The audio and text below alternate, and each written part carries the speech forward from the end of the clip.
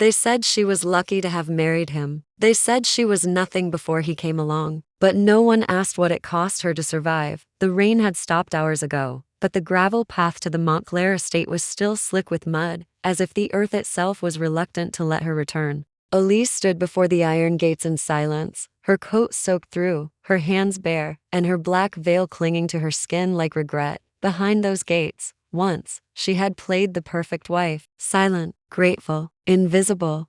Now she was back not as a widow seeking comfort, but as a ghost they thought they had buried. The funeral had been exactly as they wanted it. Polished, controlled, suffocatingly elegant. His family wept performatively in the front row while casting glances of veiled suspicion toward her. Elise had said nothing, not even when they handed her the folded death certificate like it was the end of her role in their story. But grief wasn't the sharpest thing Elise carried. It was memory. She remembered every whispered insult from her sister-in-law, Emily, who had once said, "Some girls get plucked from the gutters and still stink of it." She remembered the look of barely concealed contempt in her mother-in-law's eyes, and the way her late husband had smiled at their cruelty as if it were sport. Elise had once believed that love was something one could earn. Now she knew better. It took years. Years of hiding her education, of pretending not to understand the contracts she was forced to sign, of surviving dinners where she was decoration, of counting the zeros in family investments while being told to let the men handle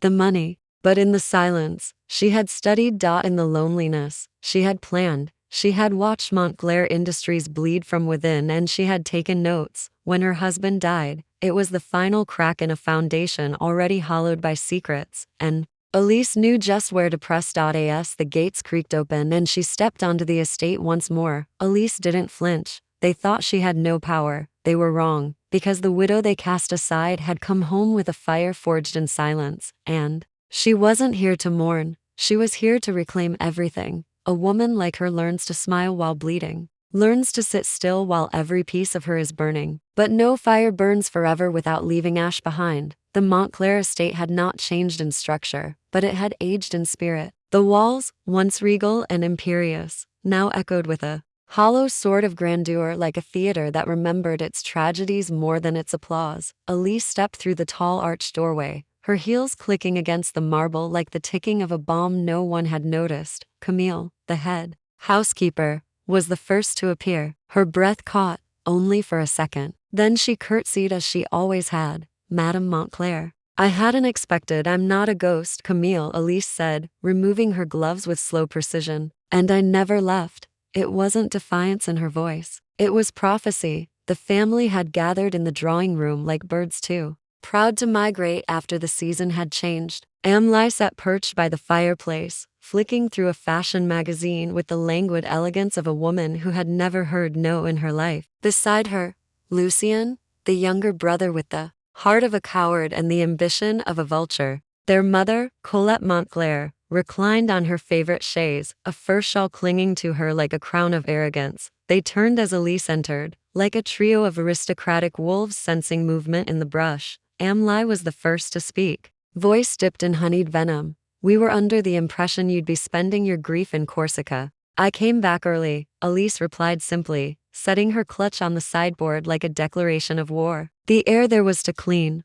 Lucien scoffed. "You always had a flair for dramatics, better than a flair for mediocrity." Elise shot back without blinking. Colette rose slowly, her pearl earrings catching the firelight. "Elise, I do hope you understand this home is no longer. This home is mine," Elise said, turning to face her with that soft, inflexible calm that frightened them more than fury ever could. "My name is on the deed. My name is on the trust. And unless someone here is prepared to read law books and bleed ink, I suggest you make peace with my return." Silence. Sharp, slicing silence. Then Elise walked to the chair her husband once used to preside from like a monarch and sat in it, not like a guest, but like someone born to rule what was taken from her. Later that night, Elise sat alone in the library, surrounded by the scent of cedarwood and ancient bindings. She ran her fingers along the spine's ledgers, family records, offshore transactions, all stored carelessly under the illusion that no one beneath them could ever read between the lines. But Elise had learned, she had studied, and now she was ready to move pieces. no one even knew were part of the game. In the fireplace, a photograph of her wedding day curled in the flames, the smile on her late husband's face crumbling into ash. She didn't flinch, because sometimes, you have to burn the fairy tale to rewrite the legend. They welcomed her back with champagne flutes and counterfeit grace. But no toast could drown the scent of fear. And Elise knew politeness was only the first mask before war. Breakfast in the Montclair estate had always been a ceremony, not a meal. The porcelain was bone white and rimmed in gold. The fruit was arranged like a painting. The conversation was a ballet of half-truths and sharpened glances. Elise arrived in silk and steel. A dove-gray blouse flowed over her frame like smoke. But the ring on her finger, the one no one thought she still wore, caught the light like a blade.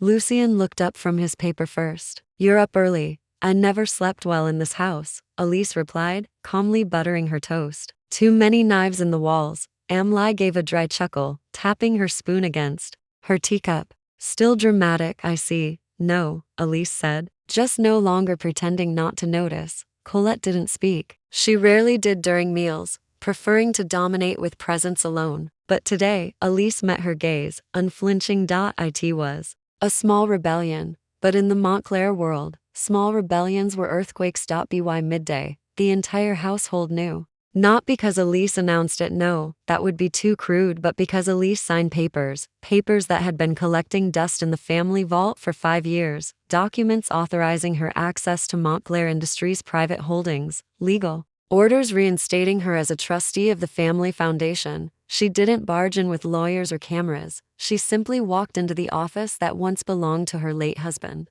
and claimed the seat. Camille had already prepared it, as if she had known this day would come. And when Lucien burst in, eyes wild and cheeks flushed, Elise looked up from the ledger and said, "Unless you're here with credentials and clean shoes, I suggest you return to your afternoon martini." He left, of course, not because he respected her, but because, in that moment, he feared her. That evening, Elise stood on the balcony outside the West Wing. The breeze carried the scent of old magnolias and wet stone. Below her, the groundskeeper lit the garden torches. The flames sputtered, then steadied like her. A presence stirred behind her. "I didn't expect you'd return with such command," said a voice she hadn't heard in years. Henry Devereux, her husband's cousin. Older, smarter, dangerous in the way quiet men often are. Elise turned slowly. "And I didn't expect you'd still be here, orbiting the family like a vulture waiting for meat." He smiled. "I came to see the ashes." "Then you're late. I've already swept them aside." Henry stepped closer, his gaze calculating. "You always played the long game. But what is it you want, Elise? Power? Revenge? Or just a little justice dressed in silk?" She tilted her head. "What makes you think I don't want all three?" For a moment, neither spoke. Then Henry bowed slightly, not mockingly but with something that felt dangerously close to respect. "I underestimated you," he said. "They all did," she replied. "That's why I'm still standing." That night, Elise opened the drawer beside her bed and removed an envelope. Inside, a single key, and a letter she had never mailed. To myself, it began. "For the day I forget who I am," and beneath that, scribbled, in the ink of an older pain, "You were never the weak one. You just had to wait until they stopped watching long enough to build a sword from silence." Elise folded the letter and smiled, because tomorrow, the real war would begin, and she had already lit the match. To reclaim a throne, she had to first burn down the altar. And if they buried her once, they would soon wish she had stayed dead. Morning broke over the Montclair estate with a deceptive serenity. Sunlight filtered through gauze curtains, painting everything in gold, but Elise knew better than to be fooled by beauty. This house, with all its chandeliers and carefully tended roses, was not a sanctuary. It was a stage, and she had just taken center. In the dining room, a new seat had been added to the head of the table. Her seat. Not everyone had arrived yet, but she didn't wait. Servants moved like ghosts, exchanging glances. They had lived through the Montclair reign, seen its cruelties behind velvet curtains, and now, they moved with cautious hope. A different kind of fear lingered in the air, the fear of change. Elise turned a page in her portfolio. The Montclair investment portfolio, once guarded like scripture, now lay open before her like a confession. Offshore accounts, risky partnerships, hush payments. Her husband had not just mismanaged wealth, he had weaponized it. When Amelie finally entered, swathed in silk and suspicion. Her smirk faltered upon seeing Elise at the head. "You're very comfortable for someone who barely belonged here," she remarked. Elise looked up, her voice a velvet blade. "You're very confident for someone whose name isn't on a single deed." Before Emily could respond, Henry stepped in. He was the only one who had not challenged her openly. "Not yet," he greeted Elise with a nod that was both diplomacy and warning. "You've stirred the waters, Elise. Montclair Industries doesn't enjoy turbulence." Elise rose slowly, her movements precise, deliberate. "Then it's time they learn how to swim." That afternoon, Elise returned to the city, not as a grieving widow but as the surviving architect of the empire her husband nearly ruined. She walked into the Montclair Holdings downtown office in tailored navy, her heels echoing power across marble floors. The receptionist rose, startled. No one had told her Elise would be back. "I'm not back," Elise said, eyes locking onto the glass door etched with her husband's name. "I'm finally where I belong." She entered the boardroom mid-meeting. The CFO stammered. The lawyers whispered. Elise dropped a folder on the table. "This is a forensic audit of the past 3 years. You'll find breaches in compliance, falsified ledgers, and enough reason for the board to demand a vote of no confidence in the current leadership." "And who exactly are you to make that demand?" someone challenged. Elise leaned forward. "The majority shareholder." Gasps followed. Paper rustled. But Elise had already turned away, walking to the window that overlooked the city. "I was silent because I was underestimated. That won't happen again." Back at the estate, Emily paced the drawing room. Henry poured himself a drink, watching her without amusement. "She's unraveling everything," Emily hissed. "How did we let this happen?" Henry took a slow sip. "Because she studied while we preened. She built while we laughed. She returned not as a widow, but as a weapon." Emily slammed her glass down. "Then what do we do?" Henry's gaze darkened. "We find her weakness." But Elise, standing at her late husband's old writing desk that night, was already preparing for that. She opened a drawer and pulled out the Montclair journals kept secret by her husband, never shown to the board. They were filled with secrets, betrayals, names, and one entry, half burned but still legible. "If she ever finds this, everything ends." Elise smiled. "Good, let it end, because tomorrow, something new would begin, and she would no longer be a widow. She would be the ruler they never saw coming." The deeper she dug, the more the house bled secrets. But Elise had stopped fearing ghosts. She had become one. The sun had not yet risen, but the Montclair estate was already breathing with unease. Somewhere between the past and the future, Elise walked the long marble corridors like a revenant queen draped in silence, dressed in resolve, her fingertips grazing the cold banisters that once mocked her presence with polished indifference. She wasn't just reclaiming space. She was haunting it. In the West Wing, a section of the manor long sealed off for renovations had always stirred curiosity. But Elise remembered what her husband once muttered in sleep, during one of his guilt-ridden nights soaked in whiskey and panic: "Keep her away from the red door." And so, with a single key pried from the back of his desk drawer, Elise turned the brass lock with a click that sounded like a verdict. The hinges groaned as the door swung open, revealing a chamber not ruined by time but perfectly preserved. A private study, a vault of Montclair sins, walls lined with portraits not just of the Montclair lineage, but of unfamiliar men in uniform, contracts pinned behind framed glass, photographs of faces Elise didn't recognize. Yet, and then, the desk, massive, monolithic, centered like a throne for secrets. She sat. It wasn't symbolic. It was surgical. Inside one drawer, files marked Donovan, Courchevel Mining, Sable Noir. Another, tapes, each labeled with dates and locations, one from the very night her husband died. But it was the journal entry taped beneath the drawer that made her breath still. Should Henry ever turn, initiate Plan Vesper, a term she had only glimpsed once in a document her husband shredded. She looked again at the tapes. One of them marked, Henry Vesper Strategy Meeting. She inserted it into the ancient recorder hidden behind the Montclair crest. Henry's voice filled the room. "We bury her under public scandal. We fake audits, leak falsified documents. Let the world believe the grieving widow embezzled. Then, when she's broken, we buy back the shares she loses. Cheap, silent, swift." Elise didn't flinch. She listened, all of it, every sentence dripping with calculated betrayal. When it ended, she sat for a full minute, eyes closed, jaw steady. Then, She rose and dialed a number she hadn't used in years. A voice on the other end answered. Yes? This is Elise Montclair, she said, her tone glacial. I need a forensic team, a leak strategist, and a prosecutor who hates corruption more than they love politics. The voice hesitated. You're coming for him? No, Elise said, her lips curving like a blade. I'm coming for everything. By mid-afternoon, Henry stood in the boardroom, smiling through gritted teeth as the financial news ticker screamed across screens. Montclair widow accuses board of conspiracy. Submits tapes to prosecutor's office. He turned to Emily. She's playing a game she doesn't understand. But Emily was staring, pale and shaken. No, she's playing a game we thought we'd buried. And now she's the only one who knows the rules. Henry's jaw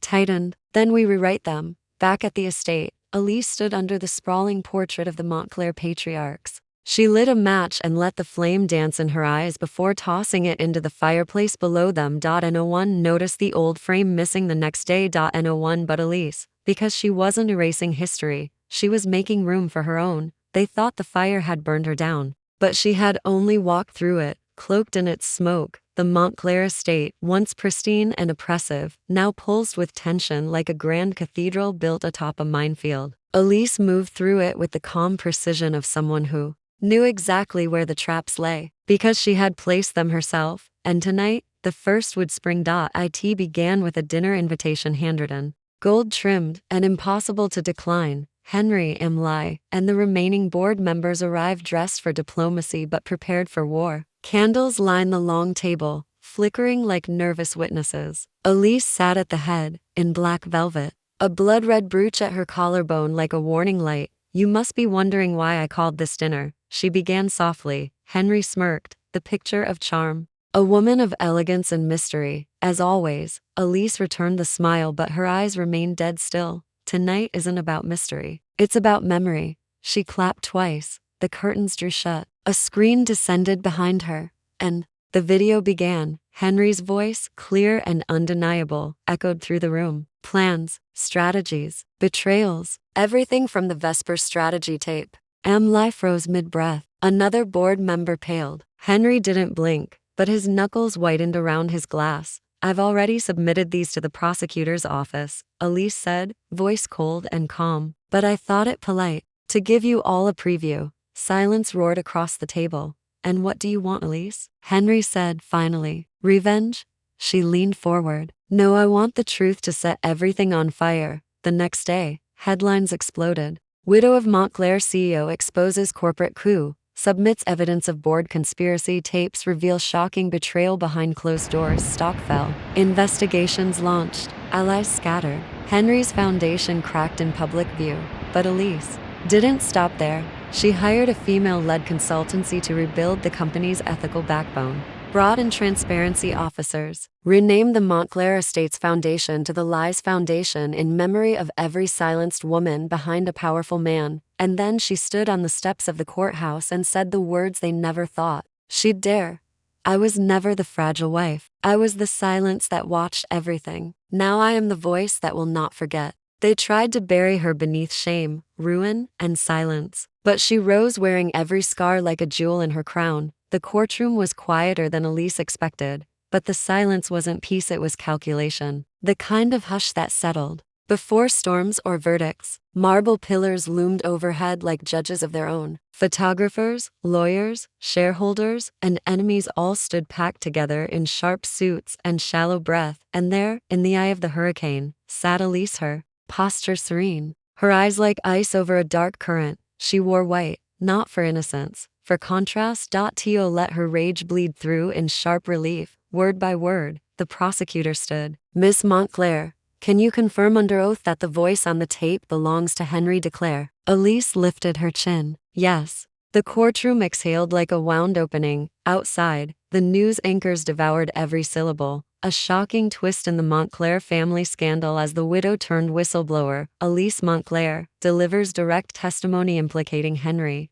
Declare and multiple board members in a scheme to defraud shareholders and bury her through false charges. Henry watched from a shadowed hotel suite, teeth grinding, glass trembling in his grip. She's winning the public, Emily whispered. She's stealing it, he snapped. She's smarter than we thought, Henry turned, fury flickering. She was always smarter. We just didn't think she'd ever use it. Emily said nothing. She didn't need to. Henry knew. Elise had stopped playing their game. She'd rewritten the board entirely. Later that evening, Elise returned to the estate. A storm howled outside, winds clawing the roses off their stems. She entered her late husband's private greenhouse, the place he once told her was only for things too delicate to survive outside. She looked at the shattered glass panes, the uprooted plants, the broken illusion. Funny, she murmured. I thought that was me. She stepped into the center and planted a single cutting from her mother's garden long believed dead. But Elise had kept it alive in secret,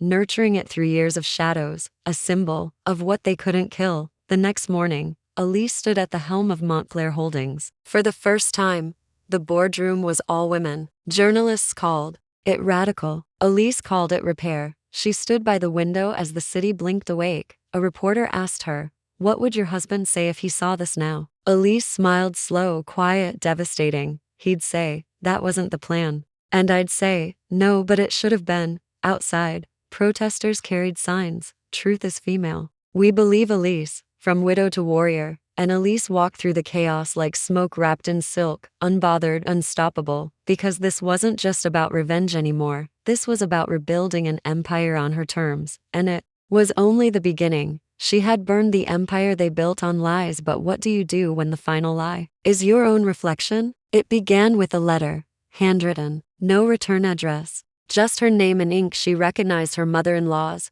the one woman who had always smiled like a queen and stabbed like a thief, the woman who disappeared before the trials began, the woman Elise thought she'd never see again. Come to the Belladonna estate, midnight, come alone, or the final chapter of your husband's sins will write itself without you. Elise folded the paper slowly. It didn't tremble in her fingers, but something in her heart did. Belladonna was a name that had vanished from the family registers, but Elise remembered it. Her husband used to whisper about it like a ghost story. A place where deals were made in blood and power passed not by vote, but by sacrifice. And now, it was summoning her daughter to midnight. Elise stepped through the gates of the Belladonna estate. The place was an echo, stone halls eaten by ivy, mirrors veiled with lace, chandeliers hanging like skeletons of old wealth. The matriarch was waiting by the fire. Amara Montclair, still regal in black, her hair silvered but eyes untouched by time. Elise, she purred, like they were old friends.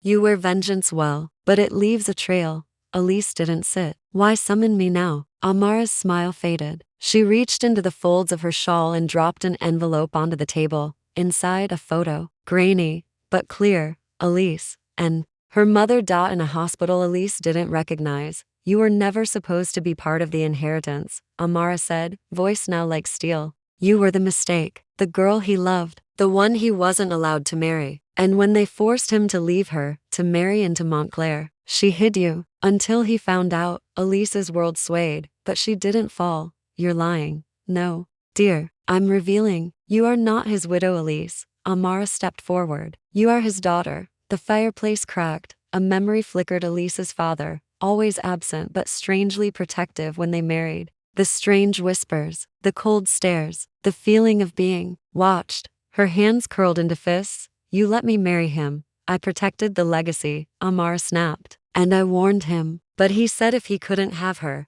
he'd take the closest thing to her. You were his second chance. Elise's stomach twisted. You covered it up. You let me sleep next to him, call him husband. You survived him, Amara said, which makes you more Montclair than any of us. Back at the estate, Elise stood in front of the mirror in her husband's old bedroom. No, her father's. Her reflection stared back, flawless, fierce, and fractured. But then she saw the truth. Everything she had burned wasn't just for revenge. It was a funeral for the girl who lived in ignorance, for the child raised on false names, for the woman forced to love a man who had stolen everything, even her origin. She wiped the tears away and picked up the pen. In the ledger of Montclair Holdings, she crossed out widow and wrote, Elise Montclair, CEO, heir, executioner. The next morning, Henry and Emily arrived at the boardroom to find every seat taken, except theirs. On the head chair lay a single envelope. Inside, a copy of the bloodline registry, corrected and public, and 3 words scrawled in Elise's handwriting, born to burn. In the world of power, grief was currency. And Elise had learned to spend it wisely. The scandal broke at dawn. Headlines splashed across every screen, every newspaper, every murmured conversation in boardrooms and cafes. Montclair widow releases tapes, corruption, betrayal, and the secret plan to ruin her. In the Montclair Holdings office, chaos erupted like wildfire. Phones rang nonstop. Lawyers scrambled. The boardroom became a war zone of denial, panic, and finger-pointing. But Elise was not there. She was standing before a press podium, her voice composed but laced with steel. The city's media had gathered in droves, cameras trained on the woman they once pitied and now feared. "I did not come back to reclaim what was mine," she said, eyes unwavering. "I came back to expose what was never theirs." Behind her, on a large screen, the audio from the Henry Vesper tape played. Journalists gasped. Flashes lit up like thunder. Elise continued, "This isn't just about the Montclairs. It's about every woman who was silenced, every partner betrayed behind gilded doors. Today, silence ends." The applause that followed was not polite. It was visceral, real. Back at the estate, Henry watched the broadcast in silence. Emily paced behind him like a caged wolf. "She's ruined us," she spat. "We'll be tried, investigated, exiled." Henry's face was unreadable, but his eyes burned with something ancient, not fear, fury. "She thinks this is over," he murmured. "But the Montclairs don't fall. We evolve." He pulled open a hidden panel behind the liquor cabinet, revealing a drawer lined with passports, documents, and something colder dossiers. Emily narrowed her eyes. "What is that?" He handed her one. On the cover, Elise Durand classified. "We buried her before," Henry said darkly. "We can do it again." But Elise was ready. That evening, as moonlight touched the marble of the Montclair estate, Elise met with her closest allies, attorneys, whistleblowers, journalists, even former Montclair employees. The drawing room, once filled with idle gossip and champagne, now bore witness to strategy and retribution. A former housekeeper handed Elise a box. Inside, letters, dozens of them, handwritten by her late husband. Not love letters but ledgers, codes, proof of backdoor dealings, and names of those who enabled it all. One name stood out: Judge M. Rousseau. Elise read aloud. "He signed off on my institutionalization request." A man across the room nodded grimly. "He's been under investigation for years, but no one had a way in. Now we do," Elise whispered. She picked up her glass. Not to drink, to toast. To every woman they tried to erase. "Tonight, we write them back into history." Midnight fell. The estate slumbered, but Elise stood in the garden, beneath the weeping willow where she once cried as a young wife, lost and invisible. Now, the tears were gone. In their place, fire. She looked up at the stars. "Tomorrow," she said to no one, "I begin the final chapter, and this time, there would be no survivors." She did not just take back what was hers, she redefined what it meant to rule. Spring turned slowly into summer, and the garden bloomed fuller than it ever had. The air was warm, but not heavy, like the breath of a world finally exhaling. After years of holding secrets, Elise walked the stone path barefoot. The earth beneath her feet no longer felt foreign. This place, once haunted by whispered betrayals and silenced screams, now pulsed with purpose, with peace. The press no longer stalked her gates. The lawsuits were done. The arrests had stuck. The world had moved on, but Elise had not, because there was still work to do, not in courts or boardrooms, but in the hearts of those who had watched her rise and fall and rise again. Women had written to her, survivors, fighters, ghosts in their own lives, searching for a name, a voice, a way back. And so, she built one. A new foundation rose where the Montclair financial wing once stood, now reimagined as the Durand House. A center dedicated to advocacy for wronged women, legal support for victims of coercion and manipulation, and a place of healing for those left behind by power's cruelty. She didn't put her name on the door for vanity. She did it so no one could forget what they tried to erase. One evening, as the sun dipped low behind the willow, a teenage girl with tearful eyes approached her in the garden. She was quiet, nervous. Her voice trembled as she asked, "Did it ever stop hurting?" Elise looked at her,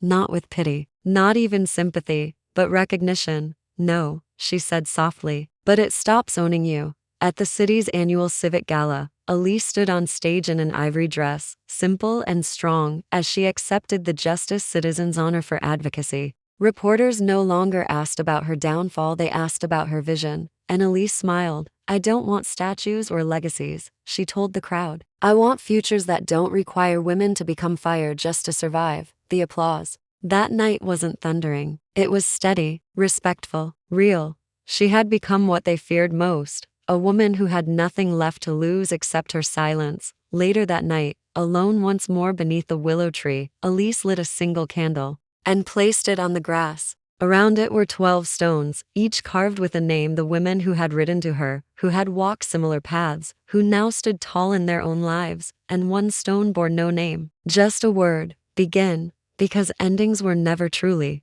endings, not for women like her. They were the first bricks of something better.